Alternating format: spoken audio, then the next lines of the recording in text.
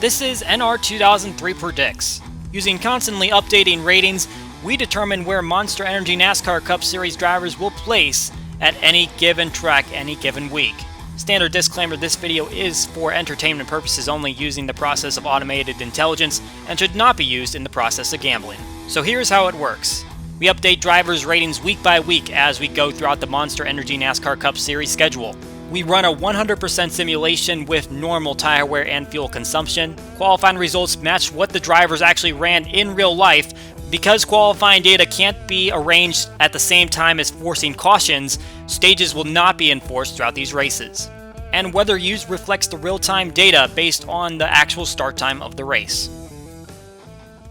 It's a Hendrick front row once again here at Dover. Green flag flies and Chase Elliott is off.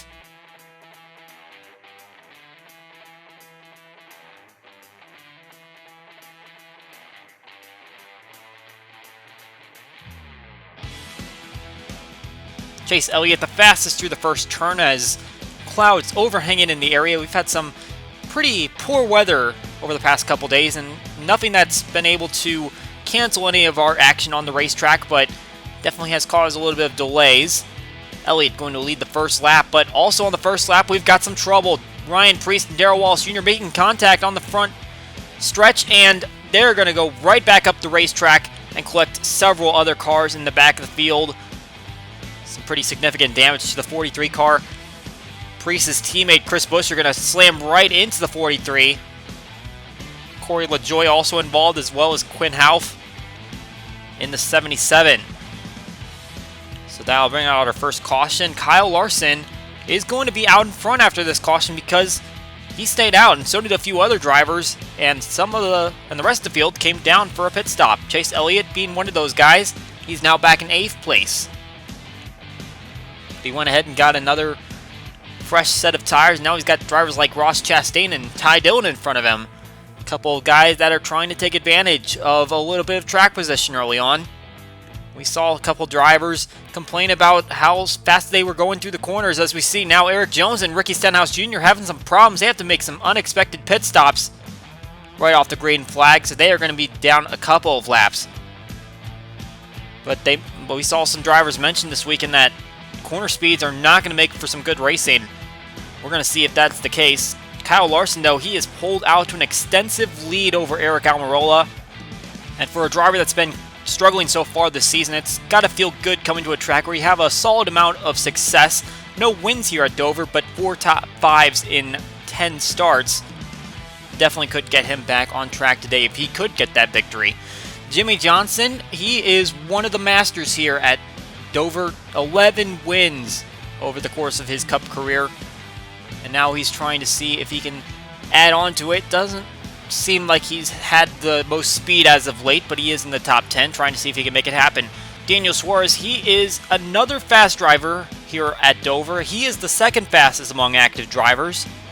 6.75 his average finish, never finished outside of the top 20 here. Going to see if he can put up a good performance. He currently runs 5th. Currently running 3rd, though, is David Reagan. He's one of the drivers that stayed out on the first set of pit stops, and it looks like he's making those old tires work. And technically, they weren't that old. They were only a few laps old when the rest of the field decided to come down. He's taking advantage of the track position he has right now. Kyle Busch, he had a pretty poor qualifying run. He started on the outside of row 11, and he's having to work his way up through some traffic, or at least some of the guys that he can compete with, although undoubtedly he's got to work with some of the guys that are not going to be as fast as him. David Reagan getting passed up by Denny Hamlin and taking the wide lane around BJ McLeod, and that is not the lane you want to take. That inside line is exactly where you want to be. Ricky Stenhouse Jr., we saw him on pit lane earlier in the race, and that's a very bad start to his run, especially when you consider he's 20th in points. He cannot afford to lose any more points. We've got an accident here in turn 1. Matt Tips getting turned into the wall by Ty Dillon. And he's going to go for a few flips. And Eric Jones, who is already a few laps down from having to pit, is going to slam right into him. So is Chris Buescher. And then a little bit of a stack up here down in turns 1 and 2. Corey LaJoie getting stopped up by it. Here's on board with Eric Jones. He'll slam right into the 36 of Matt Tifton. That is going to end his day. Even if he was a few laps down, he still had the potential to get some points. Pass up a few guys that might be so slow that they get lapped that many times. But unfortunately, the 20th day is going to end early. We're going to see Kyle Larson get bunched back up with some of the other front runners, even if he did have that huge gap going for him. Kyle Busch trying to be aggressive. He makes contact with Daniel Hemrick on the front stretch as he tries to make some passes and get up to the front. Hasn't been able to peek into the top 10 so far. Kevin Harvick is working his way up toward the front. He's trying to get around his teammate Eric Almirola. The Ford driver is a two-time winner here at Dover, and his last one came in this race 1 year ago. Obviously, Chase Elliott is the most recent winner at this racetrack in the fall during the playoffs. Alex Bowman trying to find himself a solid run today, and just like his teammate Jimmy Johnson, they are both teetering on the playoff bubble, and right now Bowman running 10th place, hoping that he can maintain the top 10. He had a great run at Talladega. He finished runner-up to his teammate Chase Elliott and trying to see if he can just keep that momentum going. As for Chevrolet, considering that was their first win last week at Talladega, seems like they're working a little bit of momentum, but not so many bow ties up here in the top 10. Joey Logano is finally peeking inside the top 10. He's coming in at 10th place, just behind Daniel Suarez. This is a track that Logano has never won at. This could be a good opportunity to go for his first victory on the Monster Mile. Meanwhile, Martin Truex Jr., he is having a very poor handling race car. You can see Larson lurking just behind him as it looks like the 19 is about to go a lap down, and they're just saying, keep it out on the racetrack, but something is chattering as far as Martin Truex Jr. is concerned. Meanwhile, while Larson was stuck in that lap traffic, we've got the next couple guys trying to catch him. Denny Hamlin going to the underside of Eric Almirola, going in second place, and now trying to chase down Kyle Larson for first place. And I see a little bit of smoke up front, and there's a car right in the middle of the racetrack, and Hamlin's going low as Corey LaJoie, I think, just ran into him. I believe that was 52 that was spun around, and now Hamlin onto pit lane, trying to take evasive action. Let's see what happened here. And Clint Bowyer turned the 52 into the wall. That's going to cause a little bit of damage for Bowyer as well. And McLeod comes right down the racetrack, and LaJoie's going to plow right into him. Got some engine smoke for him, and Hamlin is actually going to lose a little bit of time because he came down pit lane trying to avoid that accident, as now Eric Almirola is out in front, got out of pit lane faster. But Kyle Larson, he is still showing that speed and tries to pinch right by Eric Almirola, and he gets back to the lead. But as we were mentioning, Denny Hamlin as well as Brad Keselowski tried to go low to avoid the accident, and they lost a lap in the process. So that's bad breaks for both of those drivers, and now they got to fight their way back onto the lead lap.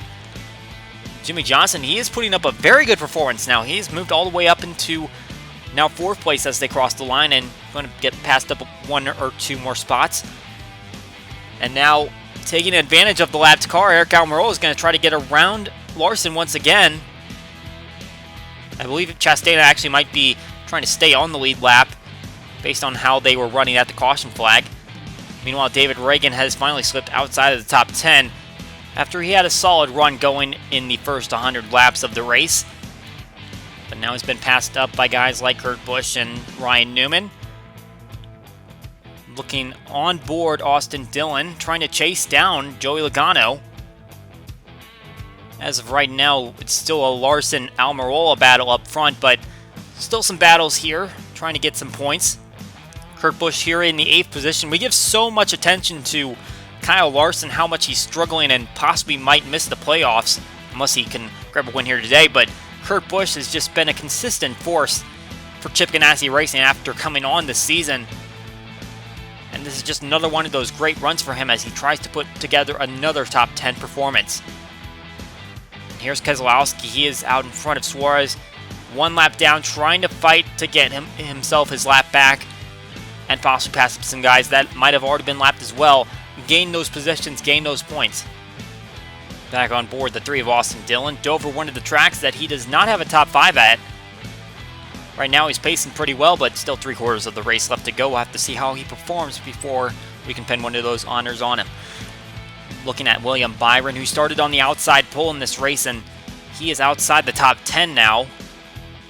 And for a driver that's 19th in points, he needs some consistent finishes, some good finishes, and he can possibly find himself into the playoffs in his sophomore season, especially after how highly touted he was in his Xfinity campaign. Ryan Newman, currently 13th in points, was able to gain a little bit on Austin Dillon, who had a points penalty after Talladega. Currently runs in the 5th position.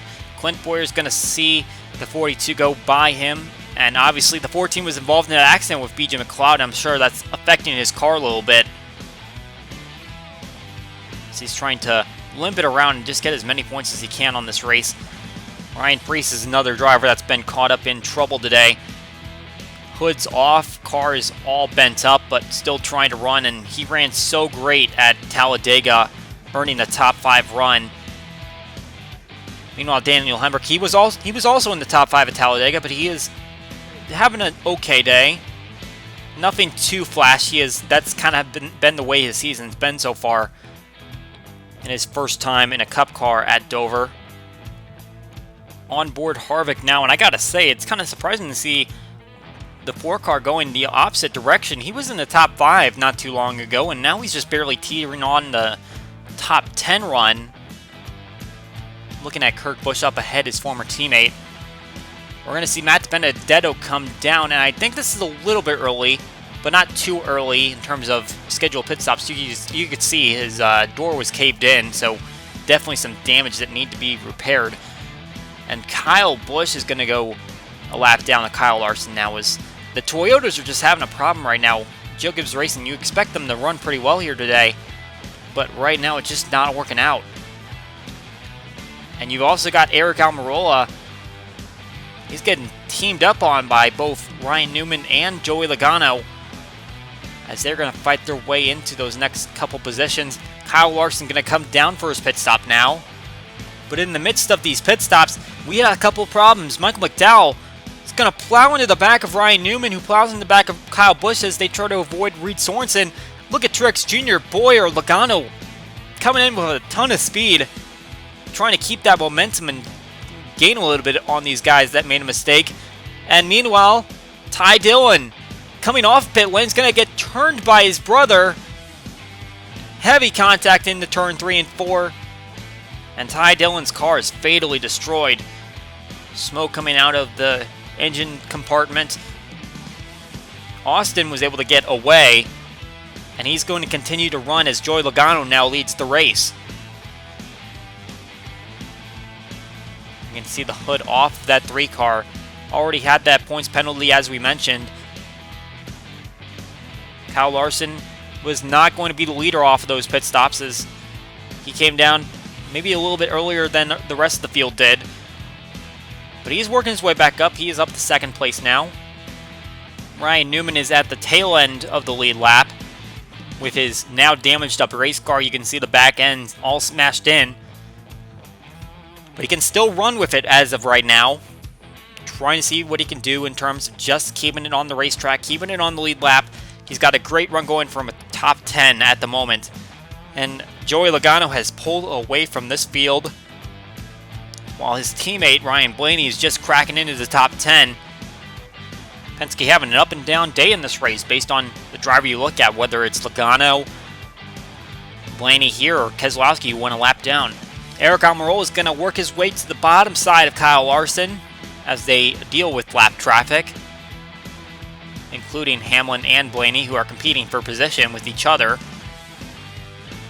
And meanwhile, there's Keselowski and Suarez as well.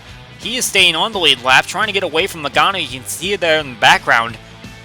It looks like Suarez is actually putting up laps that might be a little faster than the 22 right now. And that's good for him, so as long as they get a caution at some point, he might be able to get back into contention with the rest of these cars here on the lead lap. Kyle Busch is a lap down at the moment and just trying to get as many positions as he can. He's dealing with the 4 and the 12, so he is currently in 12th place, as Blaney is 10th. Kyle Larson trying to fight his way back up toward Eric Almirola.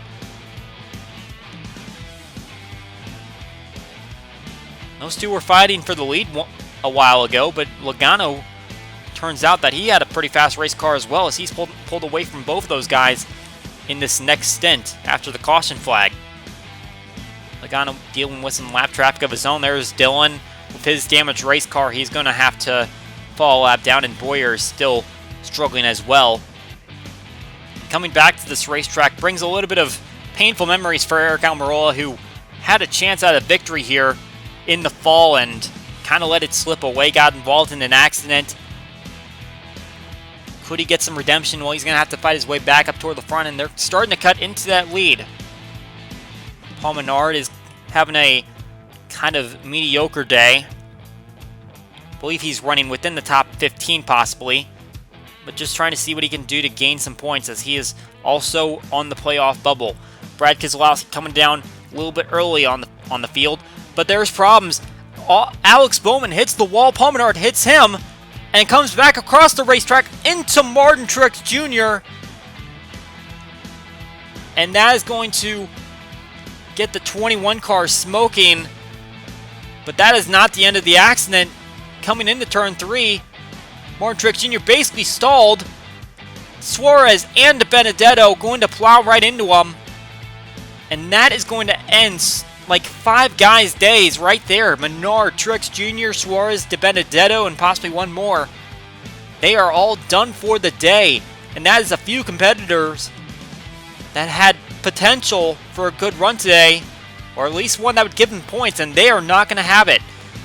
Meanwhile, back at the restart, Joey Logano and Kyle Larson fighting for position 42, going to get around the 22. And now we've got Kurt Busch up here fighting for third place and trying to get up to those top 2 right there in front of him. He's got to deal with the lap traffic as well. Meanwhile, William Byron's also found his way back into the top 10. He currently runs 8th place, the first car a lap down. As far as Hendrick goes, they're kind of up and down right now, as Bowman just wrecked out, and I believe that was the car I missed in terms of who was out in that accident. But now you got Byron up here in the top 10, as well as Elliott, and Jimmy Johnson is somewhere in that area, but not inside the top 10. And we've got Logano working his way back around Kyle Larson for the lead. So those two are swapping positions left and right. Meanwhile, Kyle Busch and Eric Almirola trying to stay on the lead lap. You can see Logano way in the background, but Kyle Busch just in front of him. We're riding on board Almirola, as the 10 and the 18 are trying to stay on the lead lap and hoping for a caution so they can get back into a competitive state. And while these 3 guys up at the front were battling, Chase Elliott was able to catch up as well. We were just talking about Hendrick, and Chase Elliott has the potential to go back-to-back after winning at Talladega. However, it looks like Joey Logano is going to put a little bit of a gap on the field now, as he has pulled out to a 2-second lead over Kurt Busch, as well as Chase Elliott. There's Jimmy Johnson, and he's got William Byron just in front of him. I believe he might be a couple laps down now. Just trying to put up some laps, and it doesn't look like he's going to get his 12th Dover victory today. So now all he has to do is just go for some points, because he is currently 16th on the playoff grid. Meanwhile, Kurt Busch is trying to cut into the lead of Joey Logano, as they're down to about 1.5 seconds, and they're getting a little bit of help from some lap traffic. They aren't exactly being courteous to the 22 of Joey Logano, and there is the 1 and the 9 cars trying to catch up. They are now down to 2nd. All they need to do is just slowly eat away at that lead, as they are within 100 laps left to go in this race. And now Kurt Busch right up to the back bumper of the 22. And he's going to take advantage of that lap traffic and get to the inside line. And even if he doesn't get it in this turn, he's going to have it eventually, based on him being on the inside line.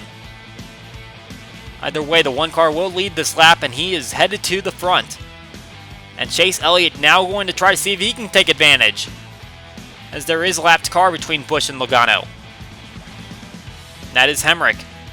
Elliott working his way to the bottom, and he is going to get around the 22. So the bow ties are working out pretty well right now as they try to go for back-to-back victories. However, Kurt Busch will be the first one to pull down the pit lane among that group of 3. So he's going to take his service first. Try to see if the fresh rubber is going to get him some faster lap times and get him out front further. And after we cycle through pit stops, Chase Elliott, the last one of those 3 to come down, it will be Kurt Busch out front by a wide margin. He made the right strategy call there. Chase Elliott, he's going to fall back to 4th behind Larson, who kind of fell out of that conversation. He's right back in and trying to battle with Logano. There you can see that battle as the lap traffic is getting in the way once again. 482 going to try to find his way up to the 22 and try to see if either of those guys can catch up with Kurt Busch. And we're going to have a problem here with Ryan Newman. He had fallen a lap down with his damaged race car, but he has a blown tire. And as it turns out, it looks like the tire is going to cause a little bit more damage than they were expecting, and that is going to drop him out of the race when he was running inside the top 10. Meanwhile, Jimmy Johnson is going to take advantage of that. Now he is inside the top 10, and that means it's a solid run for him.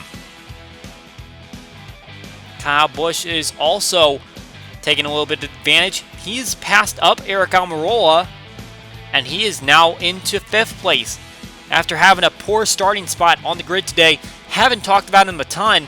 He just hasn't shown that much speed, but he has managed to finesse his way into a top 5 performance. Meanwhile, Joey Logano trying to cut away at Kurt Busch's lead. You can see he got it down to 4 seconds, but with the white flag waving, it's just a little bit too late. Kurt Busch made the right strategy calls. He worked his way all the way up to the front after not having too much force up at the front until this later going in the race. But for Chip Ganassi Racing, who needed a really good performance this week, they are going to get it in the form of a Kurt Busch victory. Checkered flag goes to the 1 car. And that is the 2nd career victory for Kurt Busch at this racetrack. His first came in 2011 with Penske Racing. That was in the fall, this one in the spring. We'll take a look at the finishing results. Joey Logano going to come up 2nd place, Chase Elliott 3rd, Kyle Larson 4th, and Kyle Busch is going to wrap up with a top 5 finish. Almirola, Hamlin, Harvick, Byron, Johnson round out the top 10. You've got a lot of different organizations there, a lot of powerhouse organizations. You got CGR, Penske, Hendrick, Joe Gibbs, and Stuart Haas. Moving back 10 spots, it looks like the Penske teammates of Blaney and Keselowski were able to finish next to each other. RCR finished close to one another as well, 13th and 15th for them. And it has to be mentioned that because of so many accidents and trouble, taking out a lot of guys, you got guys like Ross Chastain and Landon Castle up here, guys that probably wouldn't run here without other drivers having problems. They are able to get top 20 finishes, but as we go to the next page, you can see some of those guys that really have a lot of speed. Daniel Suarez, Ryan Newman, Alex Bowman, Paul Menard, Martin Truex Jr., they all should have finished way better than they did, but had problems late in the going. Obviously, those bottom 5 got involved in the same accident. Ryan Newman had a tire problem, and all of them are going to end up 25th or worse. Here are the final few results. Guys involved in early accidents, Eric Jones being the most notable name out of that list, finishing 36th in the early accident. And just a quick note as we wrap up this episode, this series is intended for single race predictions using real life storylines and standings. However, starting this episode, we will be inserting a standings chart based on the results of the NR Predict series. Now, we will not be referencing this chart inside the races. We will be continuing to reference the real standings. However, this is what a playoff grid would look like if we were to use the results of these races, and this is just for your own reference. We will not be referencing this in the races. They will continue to be the real life standings. That is it for this episode of NR 2003 Predicts. We hope you enjoyed this episode. We will see you next week, and enjoy Dover.